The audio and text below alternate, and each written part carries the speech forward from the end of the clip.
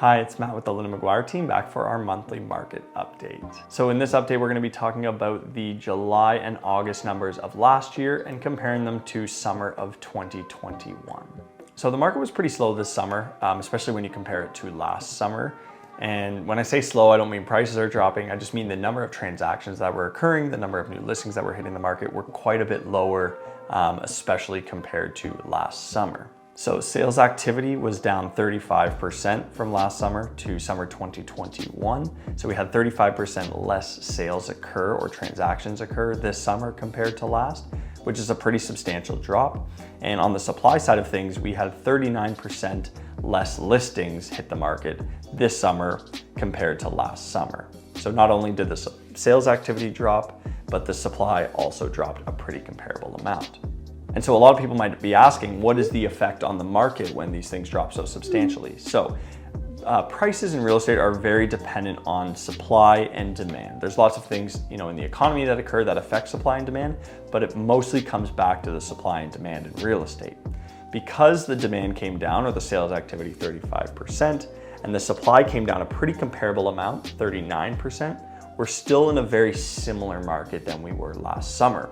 So last summer, we were in a very strong seller's market, and one variable that tells us that is the months of inventory. So months of inventory was right around 1.0 last summer, which means if we stop listing any houses right now, it would only take 1 month for all the active listings to sell, which means it's a very strong seller's market. And this summer, that number was 0.7. So just a little bit stronger. But important to note that just because we had a strong change or a big change in the supply, the new listings in the market and the sales, we are still in a very similar market than we were last summer.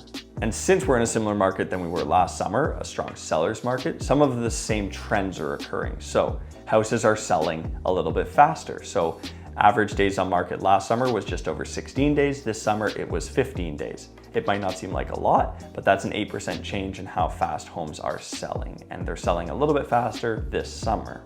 And the big effect a strong seller's market has is on price. So last summer, the average price was just over $875,000 in Burlington.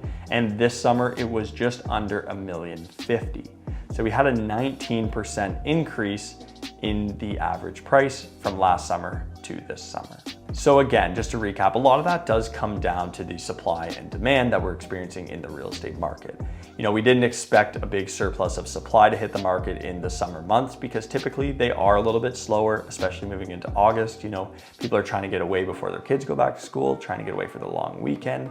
But we'll have to see what happens in September and as we move into the fall, as people start to reconsider the sale of their home and purchase of their home, and we will be back to you with another market update next month. Hey guys, if you enjoyed this content, please feel free to give us a like and subscribe on our social channels and our YouTube channel. It really helps us get these videos in front of more awesome people like you.